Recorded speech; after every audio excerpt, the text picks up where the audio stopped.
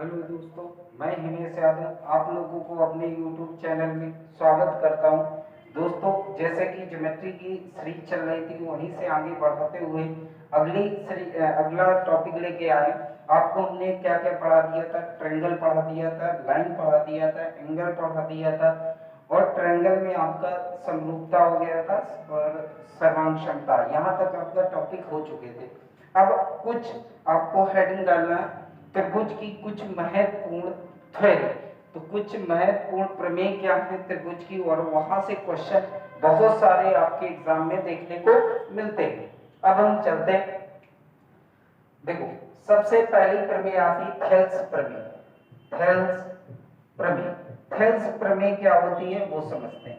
Thales प्रमेय, तो कोई भी त्रिभुज होता है, कोई भी त्रिभुज है, त्रिभुज में किसी त्रिभुज में कोई त्रिभुज है, त्रिभुज मान लिया ए बी सी, कोई एक त्रिभुज है ए बी सी। इस त्रिभुज में बीसी के समांतर कोई रेखा खींची जाती है। कोई भी त्रिभुज है बीसी ए बी सी, उसमें भुजा बीसी के समांतर कोई एक रेखा खींची जाती है, डी और ई। डी और ई एक समांतर भुजा खींची जाती है। यदि ये इसके समांतर है तब तो इनकी भुजाओं का अनुपात समान अनुपाती हो जाती है। यही थेल्स प्रमेय। थेल्स प्रमेय क्या होती है?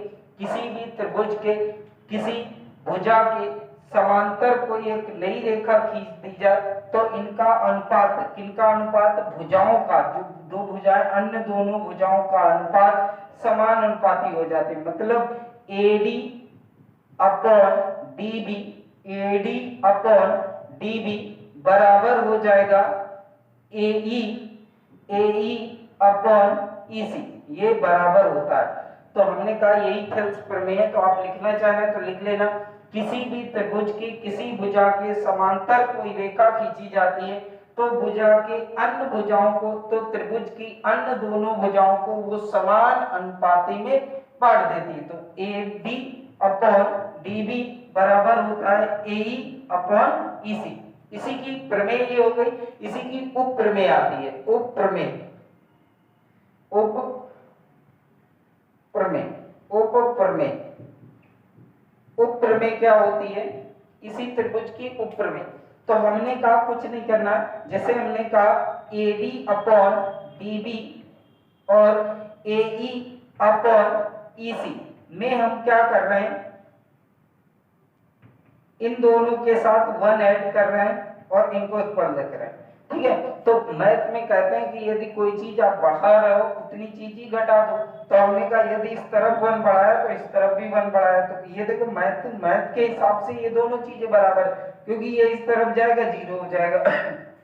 तो हमने कहा अब इसको सॉल्व करते हैं। तो देखना, हमने कहा ये इसके नीचे 1 होगा, इसको सॉल्व करोगे तो AD upon DB plus DB upon DB, ये आ जाएगा बराबर। अब ये इससे के साथ मल्टीपल होगा तो एई प्लस ईसी अपॉन ईसी। कोई दिक्कत यहां तक किसी को हो तो बताओ। अब हम कह रहे हैं कि देखना एडी, एडी और डीबी, डीबी, तो इसका मतलब ये पूरी भुजा क्या होगी? एबी। देखो एडी और डीबी, एडी प्लस डीबी, तो पूरी भुजा की तो बात कर रहा है। तो इसको हम लिखेंगे, देखो भाई, इसको हम क्या लिखेंगे? एडी प्लस डीबी को हम लिख रहे हैं एबी अपॉन डीबी, डीबी बराबर। अब इसको देखो एई, एई और ईसी टोटल क्या है? एसी। तो एसी अपॉन ईडी।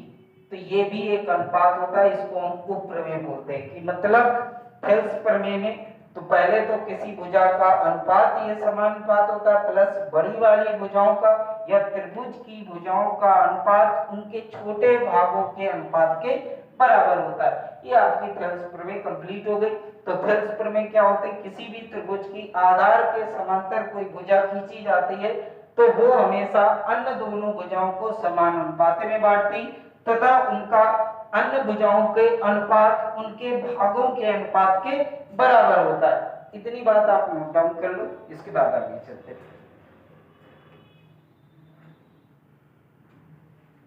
ये शायद आपको नहीं दिख रहा है, ईसी लिखा है यहाँ पे, ईसी लिखा है।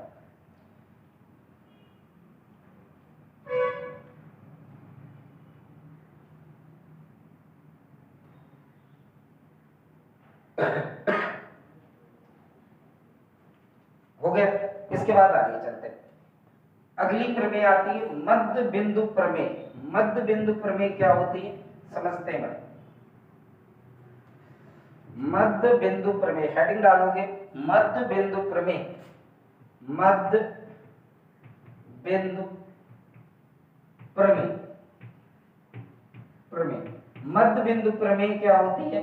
तो किसी भी त्रिभुज, कोई भी त्रिभुज है, जैसे त्रिभुज सॉरी ए बी और सी, कोई त्रिभुज ए बी सी है, यदि इसकी दो भुजाओं के मध्य बिंदुओं को मिलाया जाता है, इसके किन्हीं दो भुजाओं, जैसे हमने कहा ए बी का मध्य बिंदु ये मान लेते हैं डी है और ए सी का मध्य बिंदु मान लेते हैं क्या ई है, यदि इनको आपस में मिलाया जाता है, यदि इनको आपस में क्या किया जाता है मिलाया जाता है, तो क्या भाई प्रमेय बनती है? तो किसी भी त्रिभुज की दो भुजाओं के मध्य बिंदुओं को आपस में मिलाते हैं तो वो मध्य बिंदु को मिलाई जाने वाली भुजा तीसरी भुजा की आधी होती है, तीसरी भुजा की आधी होती है। एक बार फिर से बता रहे हैं कि किसी भी त्रिभुज की दो भुजाओं के मध्य बिंदुओं को यदि आपस में मिलाया जाता है तो वह मिलाने वाली रेखा या वह रेखा त्रिभुज की तीसरी भुजा की आधी होती है,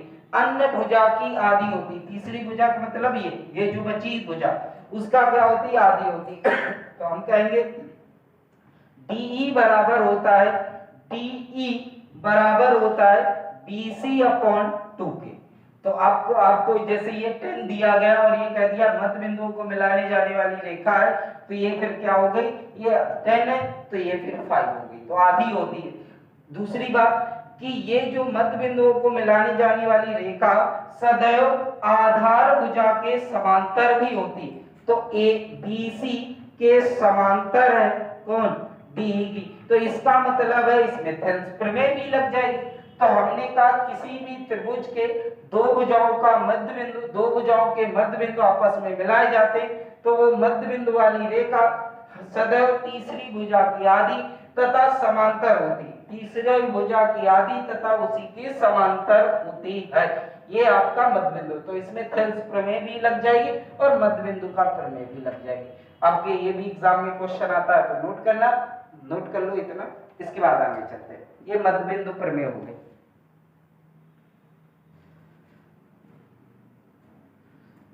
हो गया होगा। अब आगे चलते हैं। नेक्स्ट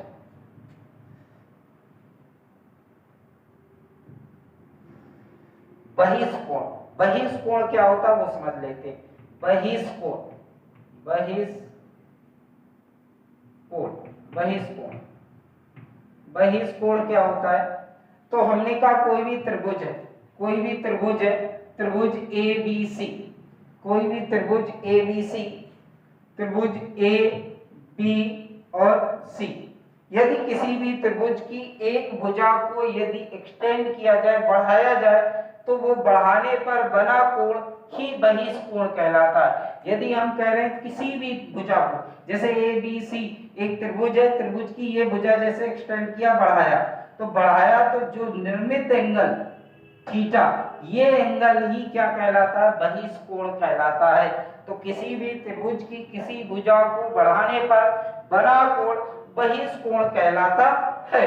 बहिष्कोण का मान सदैव दो अंतःकोणों के मान के बराबर होता है।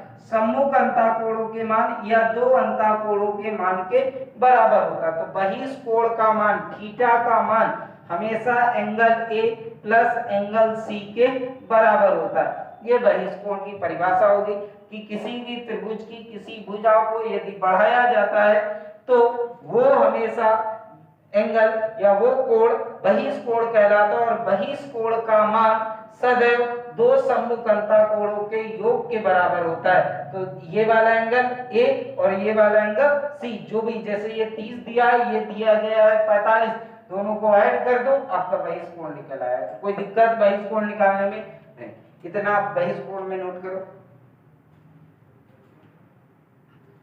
इसके बाद आगे चलते हैं।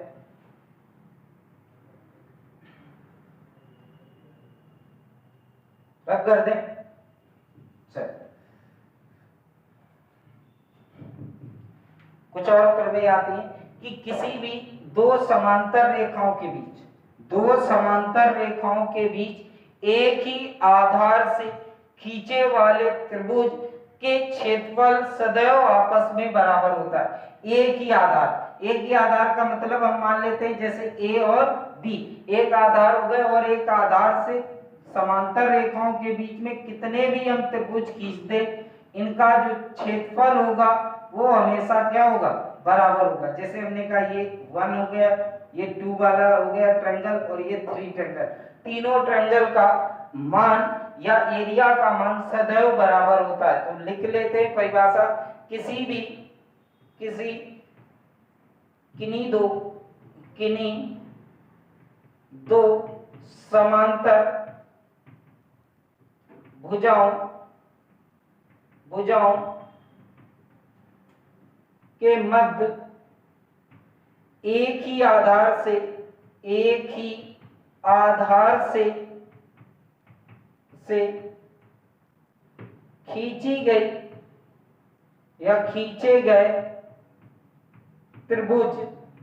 त्रिभुजों का क्षेत्रफल बराबर होता है।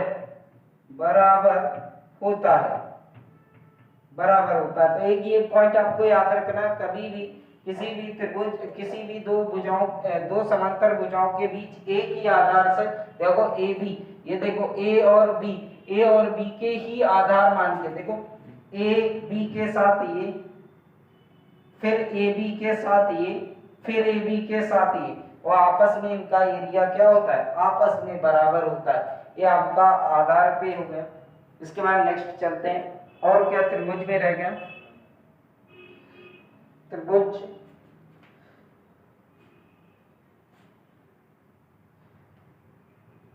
रब कर दे।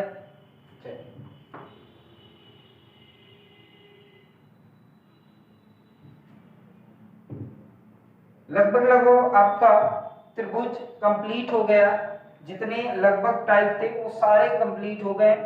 अब जिन लोगों ने यदि त्रिभुज की पूरी सीरीज ना देखी हो, आपके शायद तीसरा जो ज्योमेट्री का तीसरा चैप्टर टॉपिक था, बेसिक क्लास थी, वहां से स्टार्ट हुई थी, और ये शायद 8वीं क्लास है आपकी, और 8 क्लास तक आपको ट्रायंगल पढ़ाया गया था त्रिभुज। तो जिन लोगों ने यदि त्रिभुज पूरा कंप्लीट ना देखा हो तो वो जाके वीडियो जरूर देखें और नोट्स बना लें, क्योंकि जब आपको लास्ट में क्वेश्चन वाली जब सीरीज चलाएंगे तो क्वेश्चन में आपको डायरेक्ट आपको ही बताना है आंसर, ठीक है। तो आपको खुद आएंगे, यदि आपने बेसिक सही से कंप्लीट कर लिया तो आपको उसमें हमें बताने की कोई जरूरत नहीं पड़ेगी, ठीक है। तो अब हम एक बार फिर से हम त्रिभुज का पूरा एक साथ रिवाइज करा देते। हमने सबसे पहले बताया था त्रिभुज क्या होता है, तो त्रिभुज 3 भुजाओं से घिरी बंद आकृति को त्रिभुज कहते हैं। त्रिभुज के तीनों एंगल का सम कितना होता है, 180 होता है। इसके बाद हमने बताया था त्रिभुज तभी बनना संभव होता है जब दो भुजाओं का योग तीसरी से हमेशा बड़ा होना चाहिए और दो भुजाओं का अंतर तीसरी से हमेशा क्या होना चाहिए, छोटा होना चाहिए, तभी त्रिभुज बनेगा।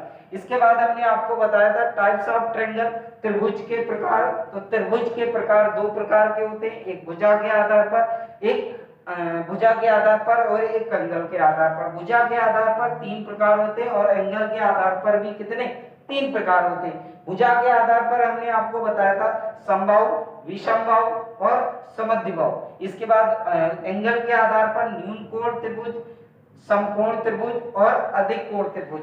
इसके बाद हमने आपको बताया था केंद्रक माध्यिका क्या होती है, तो किसी भी त्रिभुज की किसी भुजा के सामने वाली भुजा को 2 बराबर भागों में बांट दे तो वह भुजा क्या कहलाती, माध्यिका कहलाती। शीर्ष लंब बताया था, तो किसी भी त्रिभुज के किसी भी शीर्ष से सामने वाली भुजा पर डाला गया लंब शीर्ष लंब कहलाता है। इसके बाद एंगल कोण समद्विभाजक बताया था, किसी भी त्रिभुज के किसी एक एंगल का बाइसेक्ट करने वाली रेखा एंगल कोण समद्विभाजक रेखा कहलाती है। इसके बाद केंद्रक बताया था, तो केंद्रक क्या होता है, किसी भी त्रिभुज की तीनों माध्यिकाएं जिस बिंदु पर जाकर मिलती हैं केंद्रक कहलाता है। इसके बाद हमने आपको बताया था कोण, इसके बाद हमने लंब केंद्र बताया था, तो किसी भी त्रिभुज के शीर्ष लंब केंद्र बताया था। लंब केंद्र क्या होता है, किसी भी त्रिभुज के कोण समद्विभाजक जिस बिंदु पर जाकर मिलते हैं उसे हम लंब केंद्र कहते हैं। फिर हमने लंब केंद्र हो गया, ठीक है। सॉरी, ये जो परिभाषा बताई वो अंतःकेंद्र की। अंतःकेंद्र क्या होता है, किसी भी त्रिभुज के एंगल बाइसेक्टर जिस बिंदु पर जाकर मिलते हैं उसे अंतःकेंद्र कहते हैं। लंब केंद्र क्या होता है, किसी भी त्रिभुज के शीर्ष लंब जिस बिंदु पर जाकर मिलते हैं उसे लंब केंद्र कहते हैं। इसके बाद हमने परिकेंद्र बताया था, तो परिकेंद्र क्या होता है, किसी भी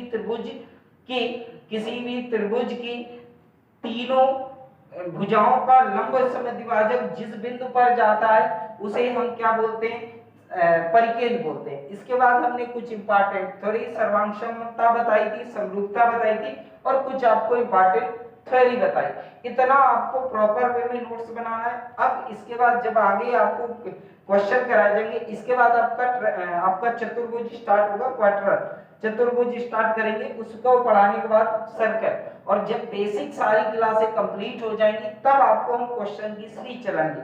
और क्वेश्चन आपको 200 से 300 क्वेश्चन भी कराएंगे इसी YouTube चैनल पे। तो आपको जो लोग हमारे चैनल पे नए हो तो वो सब्सक्राइब कर लें। और आपको बढ़िया से ज्योमेट्री पढ़ाई जा रही है, आपको चाहे SSC दो, चाहे CGL दो, 10+2 MTS दो, आपको सारे क्वेश्चन यहीं से आपको देखने को मिलेंगे। तो इतना आपको और अपने दोस्तों को भी शेयर करते रहिए, ठीक है। तो आज की क्लास यहीं तक। कल आपको नेक्स्ट क्लास में जब आपको पढ़ाया जाएगा तो उसमें आपको क्वाड्रेंट चतुर्भुज पढ़ाएंगे।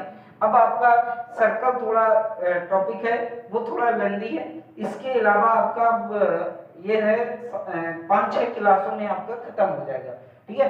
तो आप लोग जो लोग हमारे चैनल पे नए हो वो सब्सक्राइब कर ले, और जिन लोगों ने यदि वो बेसिक क्लासें नहीं देखी तो वो जाकर बेसिक क्लासें भी जरूर देखें, क्योंकि आपको नोट्स बनाने हैं तो नोट्स ऐसे ही बनेंगे। बाकी हमें क्वेश्चन कराने होते तो क्वेश्चन आपको हम पहले ही करा देते, इसी वजह से पहले हम बेसिक क्लासें चला रहे हैं, फिर आपको हम क्वेश्चन की सीरीज लेके आएंगे, ठीक है।